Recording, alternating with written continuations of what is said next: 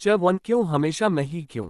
तुम इस खानदान पर लगा हुआ सबसे बड़ा कलंक हो। तुम्हें इस घर में रहने का कोई अधिकार नहीं। निकल जाओ यहाँ से, वरना तुम्हें धक्के मार के बाहर फेंकवा दूंगा। एक मध्यम आयु का आदमी एक 20-22 साल के युवक को डांटे जा रहा था। उसकी बगल में एक उसी की हमउम्र औरत उस युवा को अपनी तेज आंखों से घूर कर देख रही थी। वो युवा चुपचाप ये सब नीचे सिर झुका के सुने जा रहा था, लेकिन उसने पलट कर एक भी जवाब नहीं दिया। कुछ समय बाद उस लड़के बड़ी हिम्मत करके अपना सिर उठाकर उस औरत को देखकर कहा, माँ, क्या आप भी मुझ पर यकीन नहीं करती? जैसे ही ये बात उस युवा ने कही, वह औरत तिलमिला उठाती है और गुस्से से अपने दांत पीसते हुए कहती है, खबरदार, अगर तूने मुझे अपनी माँ कहने की कोशिश की तो जब तुम्हारा जन्म हुआ था उसी समय मैंने तुम्हें त्याग दिया था।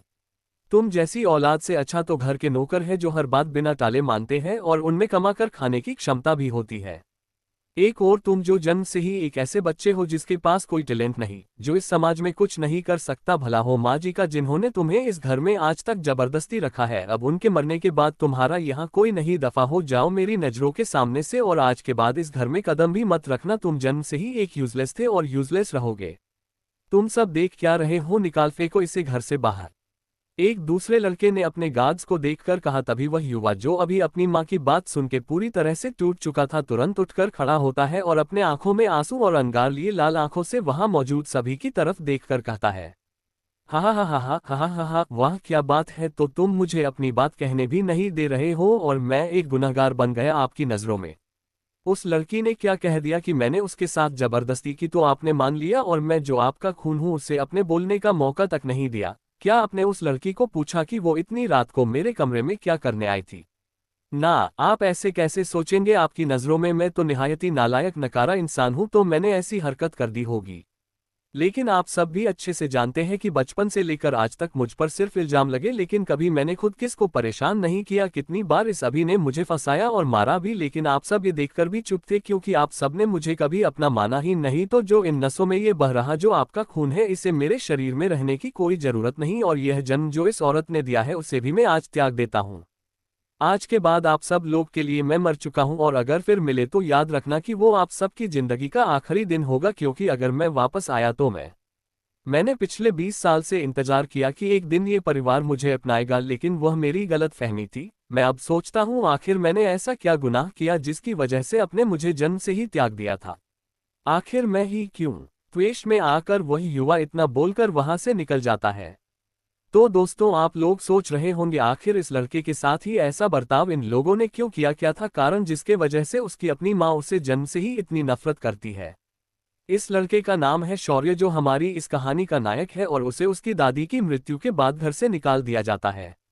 उसके परिवार में उसके दादा, जो कि हेड ऑफ फैमिली है, दीनानाथ अग्निहोत्री, जो कि एक रिटायर्ड सरकारी अफसर थे, और उनके 3 बेटे और 2 बेटियां हैं। श्रीकांत अग्निहोत्री, जो कि उनका सबसे बड़ा बेटा, और उसकी पत्नी आशा। इन्हें 2 बेटे हैं, एक अभी और दूसरा विशाल। दुष्यंत, जो उनका दूसरा बेटा और शौर्य का पिता, और उसकी पत्नी रागिनी, जो कि शौर्य की माता है। इन्हें 2 बच्चे हैं, एक शौर्य और उसकी बहन सिया, जो कि उम्र में शौर्य से छोटी है। इसके बाद आते हैं उसके तीसरे चाचा राकेश और उनकी पत्नी सीमा। इन्हें 2 बेटियां हैं, जिया और प्रिया, जो कि ट्विंस है। इस पूरी फैमिली में गीता, जो शौर्य की दादी थी, वही शौर्य का ख्याल रखा करती थी।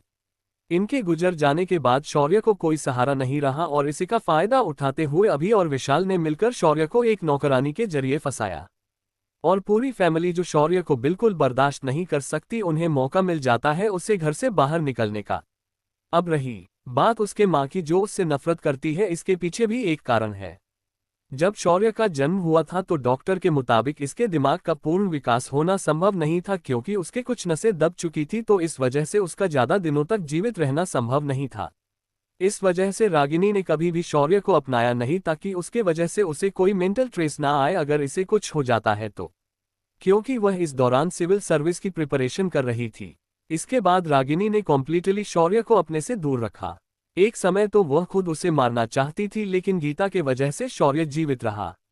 अब इतना जानने के बाद तो कोई भी शौर्य से हमदर्दी रखेगा, लेकिन क्या हमारा शौर्य खुद को साबित कर पाएगा या फिर अपनी परिवार को नफरत के आगे हार मान जाएगा?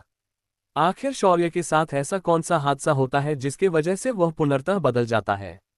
इस कहानी को जानने के लिए मेरे साथ जुड़े रहे और पढ़ते रहे Lord of the dimension only on pocket novel पे सैम्बर शिव यानी कि मेरे साथ, क्योंकि ये तो सिर्फ टीजर है, ट्रेलर और पिक्चर अभी बाकी है मेरे दोस्त।